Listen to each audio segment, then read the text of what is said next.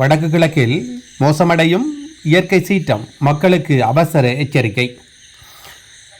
நாட்டில் தற்பொழுது நிலவும் சீரற்ற காலநிலை காரணமாக பொதுமக்கள் கடுமையான அவதிக்கு உள்ளாகியுள்ளனர். குறிப்பாக வடக்கு மற்றும் கிழக்கு பகுதிகளில் கடுமையான வெள்ளப்பெருக்கு ஏற்பட்டுள்ளதுடன் வடக்கில் பாதிப்பு அதிகமாக உள்ளது.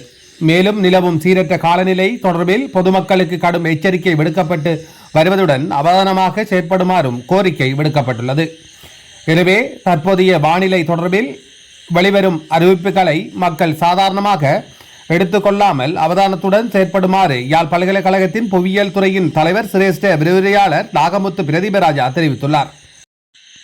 ஊடக நிகழ்ச்சியொன்றில் கலந்து கொண்டு கருத்து தெரிவிக்கும் போதே அவர் மேற்கண்டவாறு குறிப்பிட்டார். மேலும் வடக்கு கிழக்கில் மோசமடையும் இயற்கை சீற்றம் தொடர்பில் அவர் மக்களை கடுமையாக எச்சரித்துள்ளார் என்பது குறிப்பிடத்தக்கது.